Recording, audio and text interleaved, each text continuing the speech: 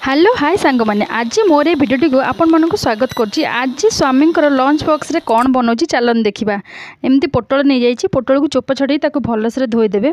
सकाल सकाल उठी एते सारा खाଇବା बनइबा क्या मजा लगे मत निश्चित भाव में कमेंट्स करी कहे। मत तो बहुत ही मजा लगे आ खाଇବା बनया खास करी। तो आपण मानक भल लगे कि नहीं मत निश्चित भाव कहतु। केते दिन हेलानी पोटल तरकारी खियाएनी, तो आज बनइबा पोटलर तरकारी। आ केमिति बना होची चाल देखिबा। बहुत सहजरे आ समस्ते भी बनई पारिबे। पोटल को भलसे धोईकी तापर कढ़ई गरम करदेली। कढ़ई तेल गरम करिकी कौन कली ना पोटल को यही भाव में काटिदेली सरू सरू भाव में, कारण भलसे सीझीज भी आ भल भी लगे। कढ़ईटी गरम हो सारा पर रखि पोटल को से पकई छाणीदे। छाणीदे तो स्वाद बहुत बढ़िया लगे। जेन कंचा कंचा रहीगले से भल आसबनी। तो छाणिकी करंतु पोटल तरकारी बहुत भल लगे। अल्प अल्प करिकी दी थर करिकी पोटल को छाणिली आउ टिके रेड रेड हवा पर्यंत, कारण भलसे सेटा भी सीझीजिवो।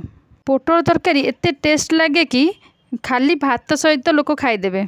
पोटल को एमती छाणिकी रेडी करदेवे। आ तापे मसला तो दरकार। मसला हेले मु रसुण नहीं, जीरा धनिया गोटा धनिया नहीं, गोटे बड़ पियाज आउ अदा बिलाती चारुमगज एतिक सब मसला नहीं जाइए। आपको कले ही बहुत बढ़िया लगे। ये सब पकई मसला बाटिले आपको सब कौन करना बाटिदेवे, भलसे पेस्ट बनईदेवे।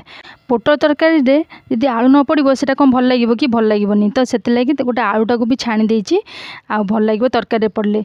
तापर कौन करना गोटे कढ़ई नहीं तेल गरम करदेवे। टिके फुटण पकईकी रखि बटा मसला पकई भलसे कषिबे। सी अल्प कषि होता टाइम रे कौन करना स्वाद अनुसार लुण लंका गुंड हल्दी गुंड आ गरम मसला बास एतिकी पकेबे। एतिकी पकई भलसे कषिदेवे। सी भलसे कषि कलर पूरा चेंज हो। कलर चेंज हो गले भल लगे। आपण स्वाद अनुसार लुण पकेबे आउ राग आपण हिसाब से पकेबे। बेसी पकेले तो आम घर छुआ मैंने खाइबेनी, तो आपण हिसाब से राग पकेबे। पोटल तरकारी को भात खाइले लगे भारी स्वाद। खाइच कि नहीं? मसला टी भलसे कषिबे जेपर्यंत मसला तेल न बाहरी। तेल बाहर पर्यंत मसलाटा कषिले मसला टेस्ट बहुत ही बढ़िया लगे। एबे देखो मसला भलसे पूरा कषि हो गलानी। आ रखि छणा आलू को एथरे पकईकी पानी देई फुटिया छाड़देवे। से भलसे आलूटा सीझीजिवो। आलू सीझी सारा पर रखि पोटल को छणा पोटल को पकईकी फुटिया छाड़देवे। से भलसे फुटी फुटी सीझीजिवो भलसे। तापर टेस्ट ही बहुत भल लगे। आ खाली भात भी आप खाईपारे, रुटी रे भी खाईपारे। आउ डाली फाली एथरे किछि भी दरकार नहीं। आउ लास्ट को टिके कस्तूरी मेथीर पत्र जो ताकू पकईदेवे। बहुत बढ़िया बास्ना होची आ बहुत बढ़िया लगे। तापर कौन करना टिके आलू भर्ता करिया। आलू भर्ता गोटे प्रेसर कुकर रे आलू नहीं जाइए। ताकू गोटे आलू नहीं आलू को एम सीझी जाइए। सीझी सारा पर चोपा छड़ेगी रखिदेवे। तापाई पियाज बिलाती कटा लंका नहीं प्रेसर कुकर को गरम करी रखि मु प्रेसर कुकर आलू सीझे तो से ही करदेवी। तो ताकू गरम हो सारा पर रखि कंचा लंका फुटण आ पियाज बिलाती आपको भलसे पकई कषिदेवे। से हल्दी गुंड स्वाद अनुसार लुण पकई भलसे एमती बिलातीटा कषि हो।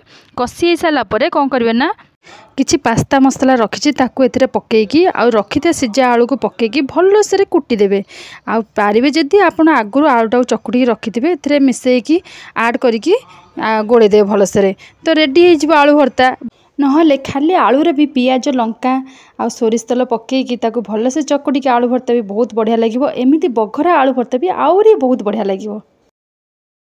पोटल तरकारी को आलू भर्ता ये तो पूरा रेडी। आउ लास्ट को अच्छी खाली भात घंटाए पूर्व फुटेकी रखी एबे गाड़ी देवी बास हो गला। एबे टिफिन पूरा रेडी। तो एबे तो टिफिन बॉक्स पूरा रेडी हो गला। केते सुंदर से सजाई भात तरकारी आलू भर्ता बास एतिक हो। किसी भी दरकार पड़ोनी। चाहिए यदि टिके पियाज काकुड़ी एसब हो गले भी आहरी बढ़िया हो। तो आज मो स्वामी लंच बॉक्स पूरा रेडी। आउ ए लंच बॉक्सटा आपण मानू केमिति लागुची निश्चित भाव ट्राए करंतु आ मते कमेंट्स रे कहंतु। वीडियोटी भल लगे लाइक शेयर एंड सब्सक्राइब। जय जगन्नाथ।